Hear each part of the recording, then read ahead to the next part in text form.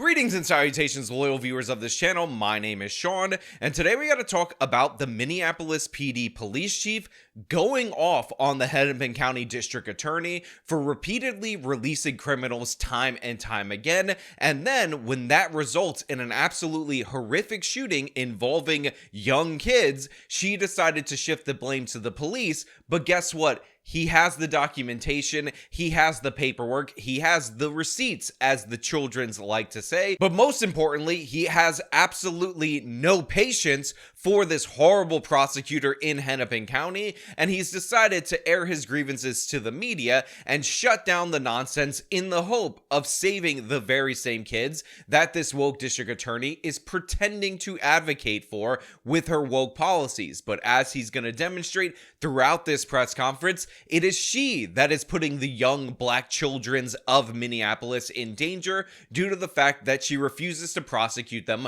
for anything. Now, we're going to get into this, but before we do, I want to thank everybody who supports this channel via actualjusticewarrior.com/join. Give me the money. Give me the money, okay? Good evening. As you know, this weekend, several children were in a stolen vehicle, and 4 of the 5 kids in that vehicle were shot. I'm thankful none of them were killed this weekend, but I'm also frustrated because this shooting was preventable. The county attorney's office could have taken at least 2 of these kids off the street 10 days ago, prior to this happening. But for whatever reason, they didn't. So there are 2 things that I want to take note of for you guys out there in the audience. First and foremost, this guy, you might be saying, is huge. That is exactly 100% true, but also he might look, despite the little bit of gray in his facial hair, young to be a police chief for a major city. And the fact is, that is likely also true because guess what? We're talking about Minneapolis, and after the way that that police department was maligned post the George Floyd incident, post the Black Lives Matter riots, you would have to be somebody who's young and inexperienced to even want to risk it and take this job. So I commend this guy for actually stepping up into an absolutely horrific and impossible situation to be a police officer and try to lead the police force through that time. So already just the fact that this guy exists and he's ready to fight for the actual citizens that don't commit crimes, I give him a ton of credit. But then I saw this press conference and my respect factor went up about tenfold. Our juvenile investigators referred 2 cases to the county attorney's office involving 2 of the individuals for felony charges on August 9th. The kids weren't charged, they weren't diverted, and despite pleas from their parents begging for help, begging for them to be detained, they were let back out into the street, into the same environment, to commit more crimes, which they did over the weekend. We've had several of the parents involved with these kids in this shooting this weekend asking us to arrest their kids, begging us to detain them because they can't control them, and they're afraid they're going to get killed.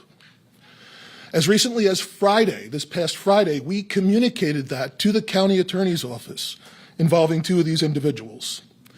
But the county attorney's office isn't listening. The idea of catch and release with violent juveniles is not working. It's not fair to the kids involved or to the victims of serious crime. So if you guys are unaware of the background of this, the woke district attorney for Hennepin County shifted all the blame to the police, said that they're not referring any of these juvenile cases to us, and honestly, it's all on them. Blame the cops. They're evil, white, and racist. Remember George Floyd. Let's blame the cops. So what he's answering is those false allegations, or as the super mayor likes to say, allegations. False allegations and not facts. Directly in public with the proof of that. He referred 2 of these kids that were in the stolen car where they got shot in, by the way, by other kids in another stolen car for a prosecution. The district attorney did nothing. The troubling trend took a tragic turn when 4 kids were shot this weekend. Now, by the way, we actually talked about some of the problems, not only in Minneapolis, but in Hennepin County as a whole. And this is something that all the different police agencies from all the different cities say that they have an issue with in Hennepin County. If we as adults are not giving them any consequences, we're part of the problem too, but actually the system as a whole. Sheriff Witt says there's confusion when children are arrested on where to take them. The lack of facilities. We don't have anywhere to take them. And there are a lot of them. In Hennepin County so far this year, there have been 475 cases of vehicle theft, more than half, 247 committed by juveniles. And look at the numbers last year, 566 juvenile car theft cases, the most ever recorded in the county. So what's going on right here? Is this guy lying? Are all the police lying? Is his paperwork lying? Is the fact that he did make these arrests on August 9th and refer them for charges to the district attorney also a lie? Or is the woke district attorney an absolute liar and an absolute scumbag who takes no accountability for her actions? And again, I will remind you that if they were arrested, if they were held accountable for car theft, then maybe days later they wouldn't be in another stolen car and got shot up by these other criminals who likely also have arrest histories for car theft that they weren't held accountable for. As recently as Friday, this past Friday, we communicated that to the county attorney's office involving two of these individuals. But the county attorney's office isn't listening. The idea of catch and release with violent juveniles is not working. It's not fair to the kids involved or to the victims of serious crime. The time they spent detained would enable the system to identify resources to provide them to these kids, instead of immediately releasing them right after they're arrested to go back into the same environment that produced this same result. We are referring youth offenders daily to community-based outreach resources. Additionally, we're referring kids to the county attorney's office diversion programs and other programs in the county. In fact, two of the kids involved in this incident are in the county attorney's office YGVI program. So for her to say anything else is simply not true. County attorney's office is playing a dangerous game with these kids' lives, and luckily, no one this weekend paid the ultimate price.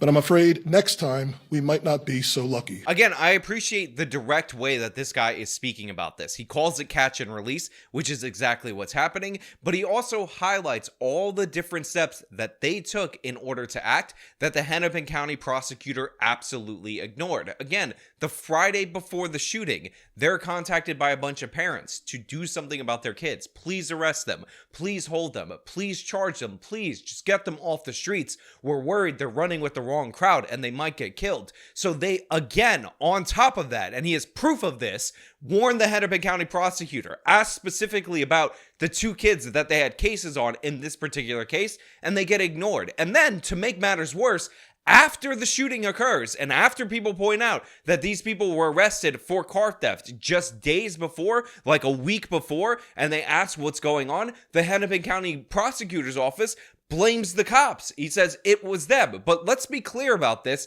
It was definitely her office, her ideology, because this press conference published on August 19th. What was this woman tweeting about in and around that time? I swear, I just Googled to find out about her, and the first thing that came up were her tweets from August 18th. And get a load of this nonsense. Again, August 18th of 2024 at 10:05 a.m. Did you know that every year the Minnesota Sentencing Guidelines Commission completes a report with data on felony sentences throughout the state? The report breaks down the data by districts as well. Here are some of the data points on Minnesota sentences in the executive summary from 2022. The number of felony cases grew from 5,500 in 1981 to 16,259. Minnesota's population increased, but guess what? That does not account for the increase in felony sentences.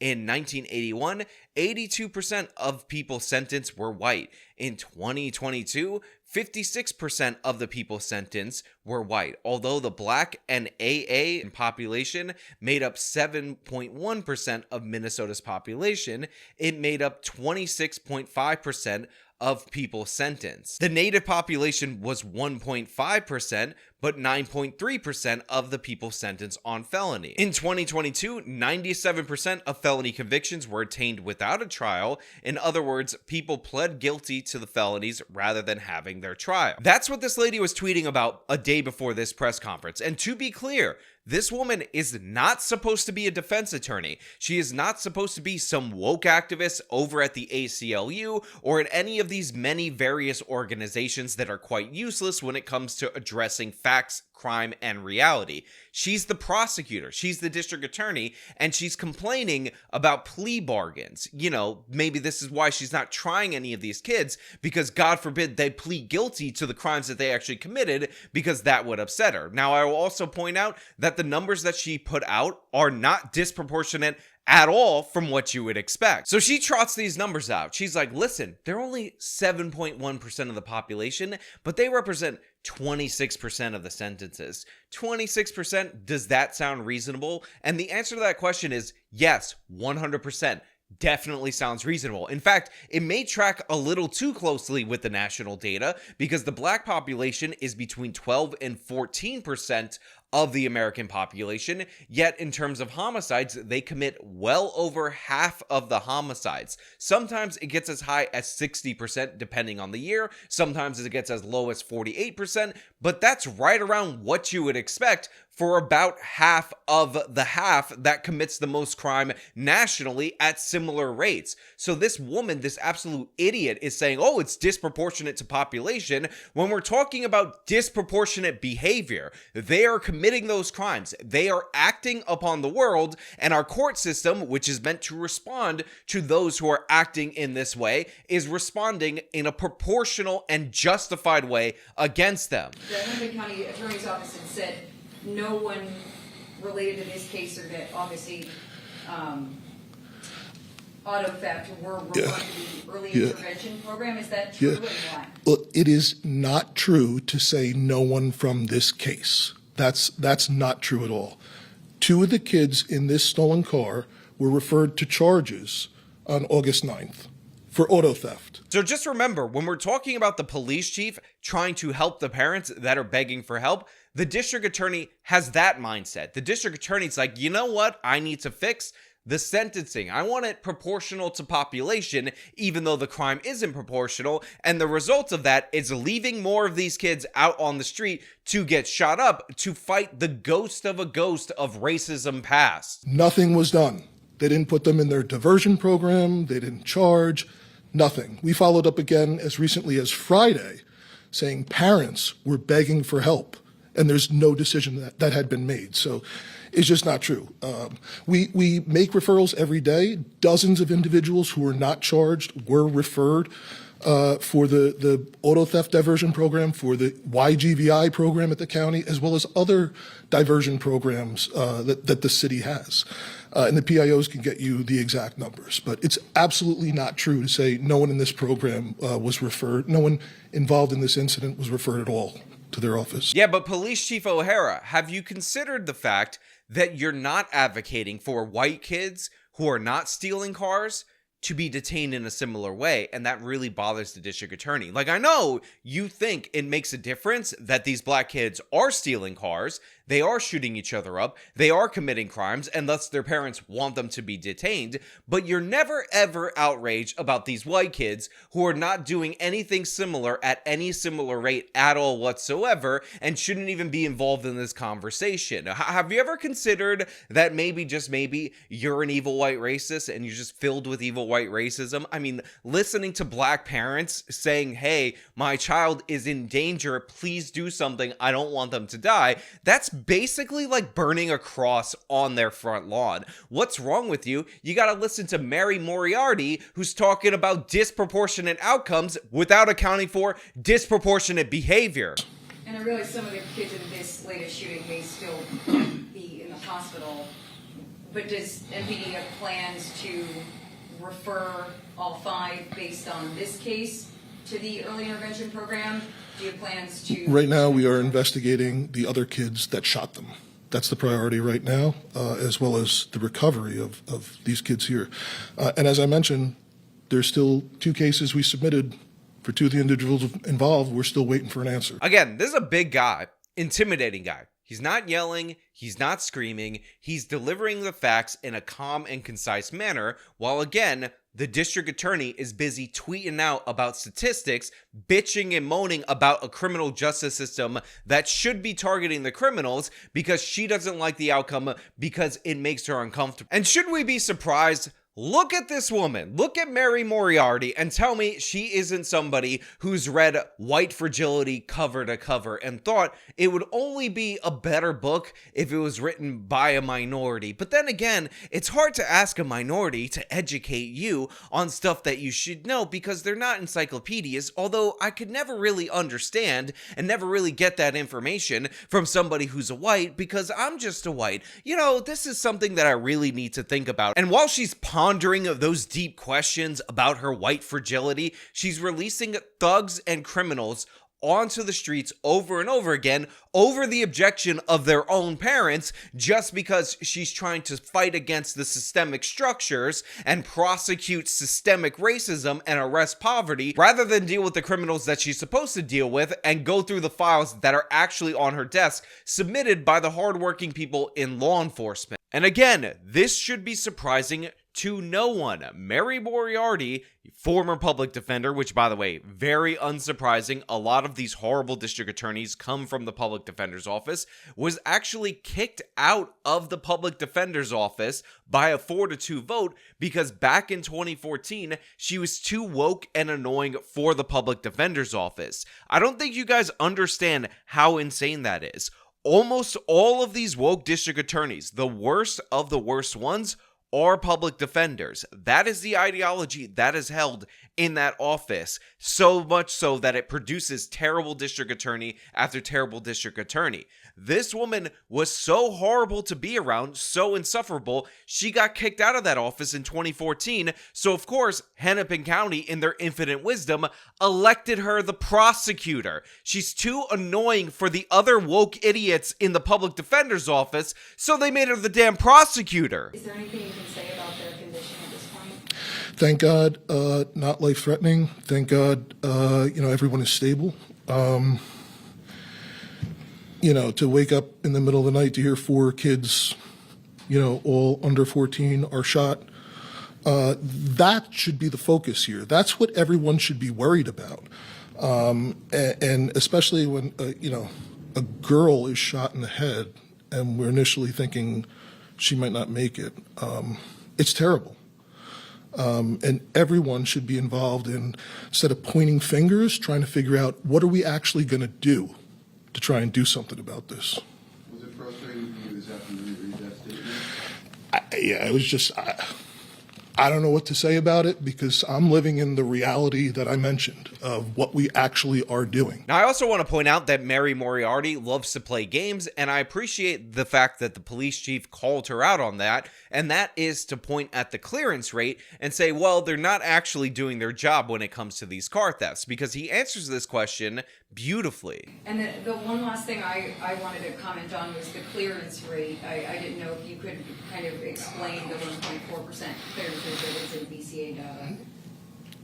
Yeah, I have no idea what they're talking about. The best I could surmise from that is that we're talking about the initial theft of the vehicle, and are we closing out the initial theft of the vehicle?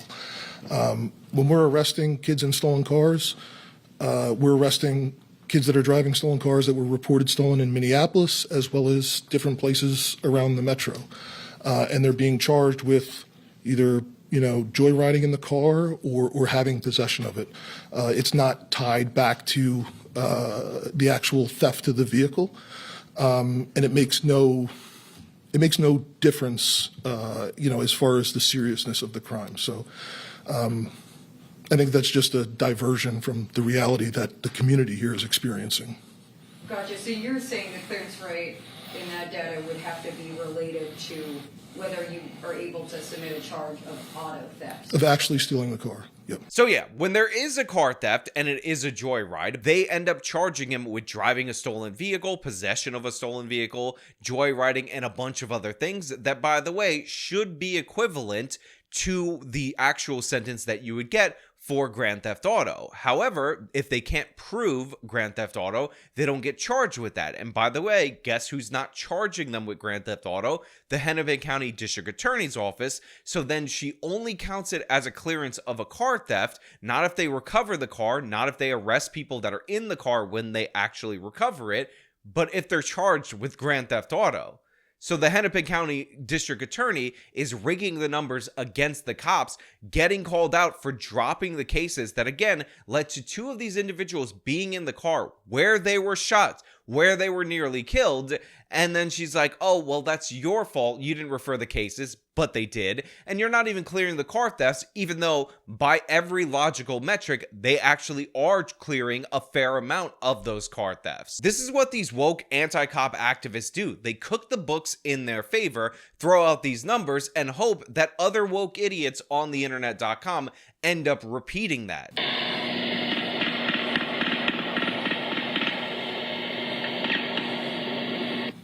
And just in that one activation, they picked up 26 rounds.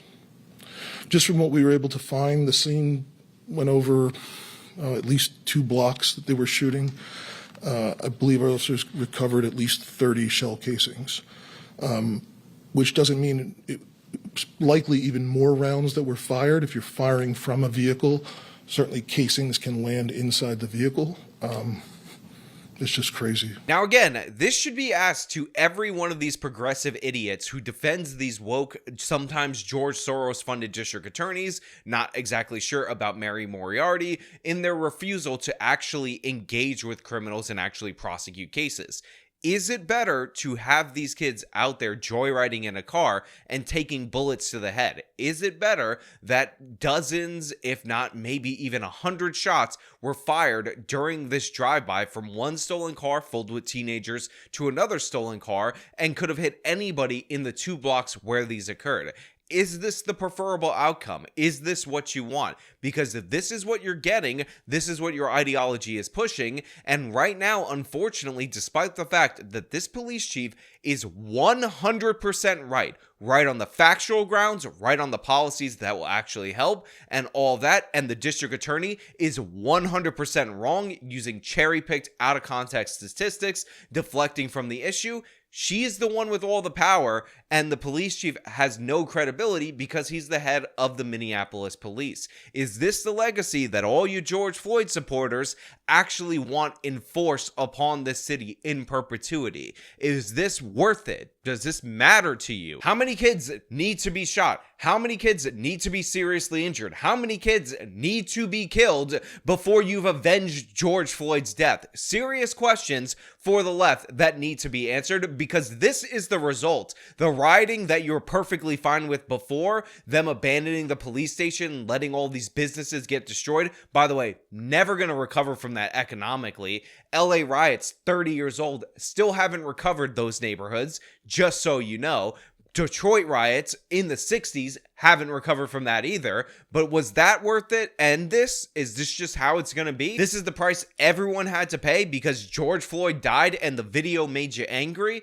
Absurd, insane in every possible way. But of course, this is where we're at in the city of Minneapolis. We have a police chief 100% right, howling against the wind, and nothing is going to get done. Nothing is going to change because woke idiots like Mary Moriarty are more concerned about disparate outcomes when there's disparate inputs. But you know what? Those are just my thoughts. I want to know what you guys think down in the comments below. If you like this video, show them by leaving a like, subscribe for more content, follow me on my social media, support me via the support links in the description of this video. This has been me talking about the absolute madness in Minneapolis. Till next time.